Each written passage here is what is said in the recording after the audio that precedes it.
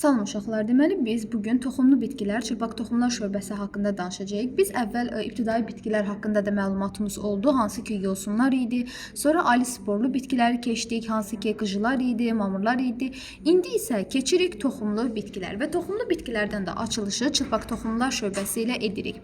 Deməli, çılpaq toxumlar haqqında ilk öncə bunu deyim ki, yəni xronoloji cədvələ əsasən Paleozoy erasının Devon dövründə yaranmışdır çılpaq toxumlular.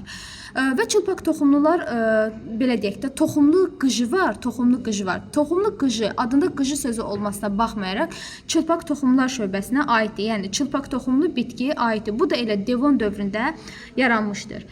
Deməli, Devon dövründə çılpaq toxumlar əmələ gəlibsə, yəni toxumlu qıcı da çılpaq toxumlu olduğuna görə bunlar əmələ gəlibsə, deməli ilk dəfə toxum əmələ gəldiyinə görə əsas kök əmələ gəlmişdir. Biz demişdik ki, qıcılarda da kök var idi, amma qıcılarda olan kök əsas deyildi. Əlavə və yan köklər idi. Çünki onların toxumu yox idi. Toxumla çoxalmırdı.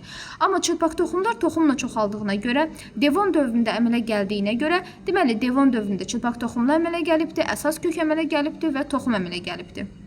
Yadınıza saxlayın. Ümumiyyətcə, çılpaq toxumların 3 sinifini biz öyrənirik. Toxumlu qıcıları, ginkoları, bir də iynə yarpaqları öyrənirik. Toxumlu qıcılar dedik ki, qıcılarla çılpaq toxumlar arasında keçid formadır. Yəni özü deməli çılpaq toxumlu hesab edilir. Ginkolar da qədimdə yaranmış, hələ də o şəklini saxlamış bitkidir. Çünki ginkoya stabilləşdirici seçmə təsir eləyibdir. Stabilləşdirici seçmə 11-ci sinifdədir. Orada görəcəksiniz ki, relikt olaraq ginkonun adı da verilibdir. Yəni ginko qədim zamanlardan bu yana o cür saxlanılmasının səbəbi buna stabilləşdirici təbii seçmənin təsir etməsi nəticəsində hələ də qorunub saxlanılır və bir də iynə yarpaqlı İynə yarpaqlar sinifi vardır çılpaq toxumlar şöbəsinin. Deməli, şam ağacı haqqında tanış olacaq iynə yarpaqlardan olan. Yuxarıda verilən məlumatı mütləq oxuyun. Şam ağacı latınca pinus adlandırılır. Onun mənası qaya deməkdir. İynə yarpaqlı şam həqiqətən də dözümlü və möhkəm ağacdır. Onun torpaqda şaxələnən güclü kök sistemi yağış sularının torpağı yuyub aparmasının qarşısını alır və bitkinin güclü küləklərə davam gətirməsinə şərait yaradır. Deməli, indi burada toxumlu bitkilərin ümumi əlamətləri haqqında tanış olaq. Mamır və qıcı kimlərdən fərqli olaraq toxumlu bitkilər adında da olduğu kimi toxumla çoxalır, mamırla qıcılar sporla çoxalırdı. Onların toxumlarında ruşeym ehtiyat qida maddəsi ilə təmin olunur və əlverişli şəraitdə toxum qabığı ilə mühafizə edilir. Dərsi oxuyanda mütləq qıcılarla, sporla çoxalanlar və toxumla çoxalanları ayırt edin. Yəni onları müqayisəli dərəcədə oxumağa çalışın. Deməli, toxumlu bitkilərə hansılar aid olduğu çılpaq toxumlular və örtülü toxumlular aiddir. Niyə çılpaq toxumlu və örtülü toxumlu deyirlər? Çılpaq toxumlu ona görə deyirlər ki, onların toxumunda yumurtalıq yoxdur. Yumurtalıq olmadığına görə meyvə də yoxdur. Axı biz dedik meyvə yumurtalıqdan yaranır. Ona görə də çılpaq toxumların generativ orqanlarına qoza və toxum aiddir. Meyvəsi yoxdur. Çünki yumurtalığı yoxdur, ancaq yumurtacığı vardır. Yumurtacıq da çılpaq yerləşdiyinə görə çılpaq toxumlar deyirlər. Yəni onları bir örtən yumurtalıq yoxdur. Ona görə çılpaq toxumlar deyirlər. Örtülü toxumlar haqqında da keçəndə məlumat verəcəm. Onların yumurtalığı artıq var. Deməli, çılpaq toxumlar ağac və kol şəkilli nümayəndələri mövcuddur. Deməli, çılpaq toxumların o şəkilli nümayəndəsi yoxdur. Əksəriyyətinin yarpaqları nazik iynə şəkilli və ya pulcuq şəkillidir. Pulcuq şəkilli olanlar sərv və tuy ağaclarıdır. Bəzilərində isə ginko enli yarpaqlıdır. Onların budaqlarında şəklini dəyişmiş zox hesab edilən qozalar olur. Qozalarda toxumlar yetişir. Toxumlar qoza pulcuqlarında çılpaq yerləşdiyinə görə çılpaq toxumlular adlandırılır. Çılpaq toxumların nümayəndələrinə gəldikdə isə adi şamdır, eldar şamdır, kükünardır, qara şamdır, sibir şamıdır, ardıcdır, sərvdir, bu kimi bitkilərdə rast gəlinir. Deməli, adi şam haqqında. Adi şamın hər bir əlamətini bilsəz daha yaxşı olar. Yəni deyirəm, məsəl üçün, situasiya mövzusu kimi ola bilər, necəsə sala bilərlər. Deməli, adi şam quraqlığa davamlıdır.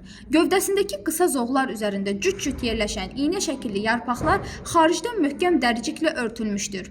Dəricikdə ağızcıqların sayı az olduğundan yarpaqlar suyu qənaətlə buxarlandırır. Yarpaqlar 2-3 il yaşayır, sonra qısa zoğlarla birlikdə tökülür. Şam ağacı işıq sevəndir. Qumlu bataqlıq və çürüntüsü az olan torpaqlarda bitə bilir.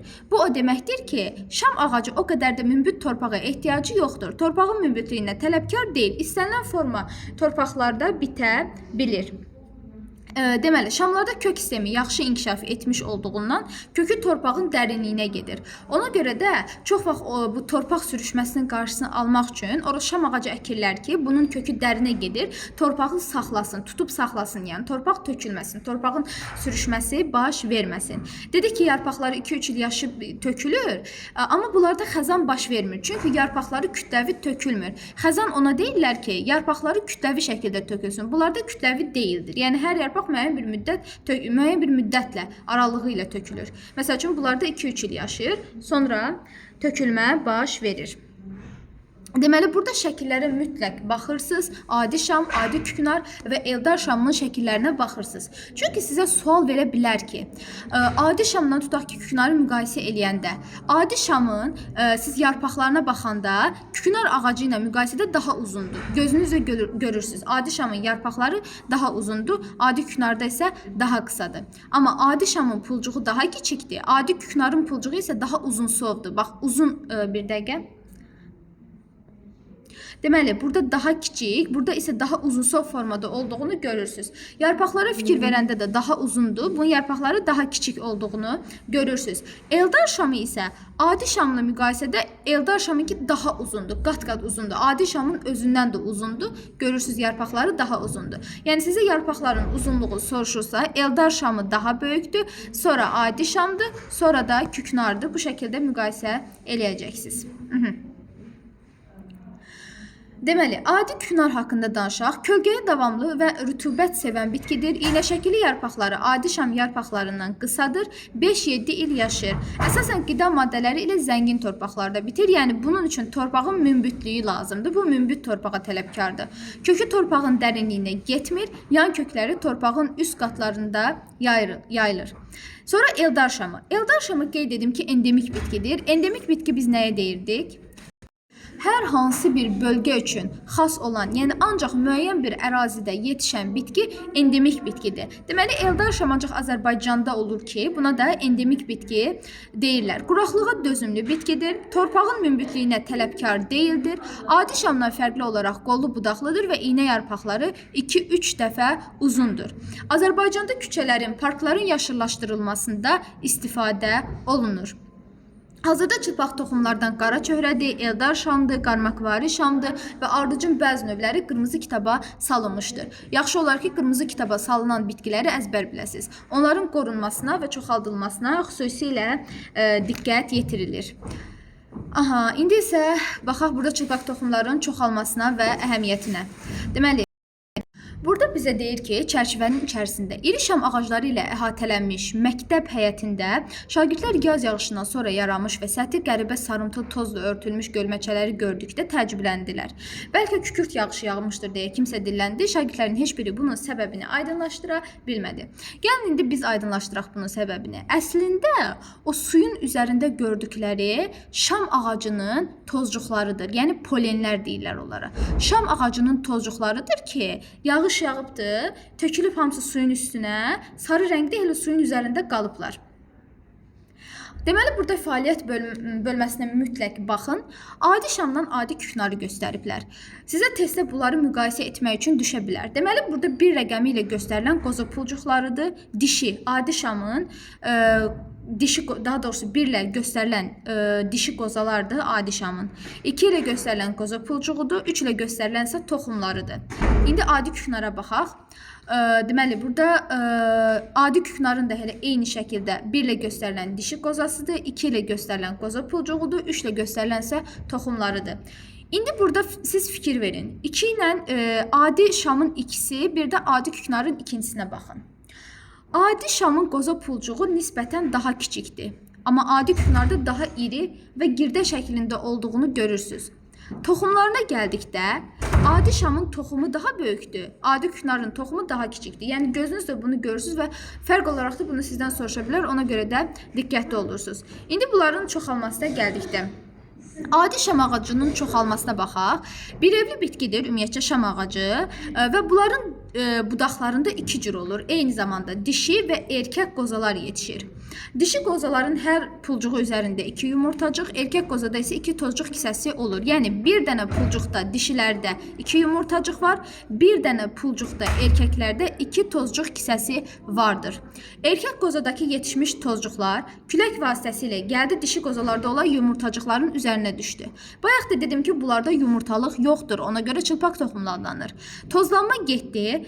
Ümumiyyətcə ilk öncə bunu deyim ki, ümumi bir çılpaq toxumluda 4 qoza müxtəlifliyi olur. Sarı qozalar, yaşıl qozalar, daha doğrusu sarı qozalar, qırmızı qozalar, yaşıl qozalar, qonur qozalar.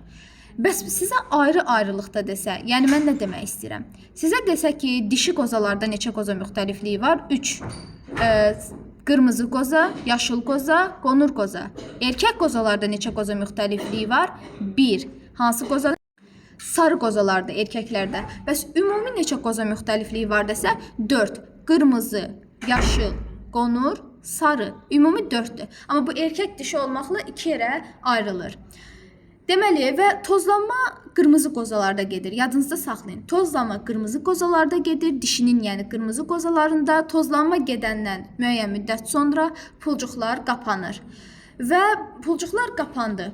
Sonra bu qoza yaşıllaşır. Qoza yaşıllaşandan sonra bunda mayalanma prosesi gedir. Yəni pulcuqlar qapanmış yaşıl qozada artıq mayalanma prosesi baş verir. Mayalamada yalnız bir yumurta hüceyrə ilə bir sperm iştirak edir. Amma örtülü toxumlularda fərqli olacaq. Örtülü toxumlarda bir yumurta hüceyrə ilə 2 sperm idi. Amma burada bir yumurta hüceyrə 1 spermidir. Zigot yaranır bundan sonra. Zigotdan da rüşeym inkişaf edir. Qozalar yetişdikdə qonur rəng alır. Və artıq yetişdiyinə görə, yetişib quruduğuna görə o qozaların pulcuqları aralanır. İçərisində pərdəvari qanadçığa malik toxumlar tökülür. Onlar külək vasitəsilə yayılır. Və yadınızda saxlayın ki, toxumların yayılması üçün hər toxumun bir dənə qanadçığı olur. Ümumi, yəni şam ağaclarında. Amma bir dənə Sibir şamı istisnadır ki, onda qanadçıq olmur. Yadınızda saxlayın. Deməli, toxumlar töküldü, külək vasitəsilə yayıldı, əlverişli şəraitdə düşəndə onlar cücərir. Bəs yaxşı, bunların əhəmiyyətinə gələk. Ümumiyyətcə, çılpaq toxumlular üzvü maddə yaradırlar. Yəni fotosintez prosesində iştirak edirlər. Karbon qazını udur və oksigeni buraxır. Çılpaq toxumlular təkcə oksigen yox, həmçinin ozon qatı da buraxırlar, ozon da buraxırlar. Bir də çılpaq toxumlar fitonsidlər. Fitonsidlər yəni belə maddələr ifraz edirlər ki, bu fitonsidlər də havada olan bakteriyaları tutur. Yəni zərərsizləşdirir. Fitonsidləri təkcə çılpaq toxumlular yox, soğandır, sarımsaqdır, bunlar da fitonsidlər buraxır. Məsələn, siz soğan doğrayanda gözünüz yanır, elə deyil. Gözünüzün yanmasının səbəbi soğanın tərkibində olan fitonsidlərdir ki, onlar uçuculuq qabiliyyətinə malikdir.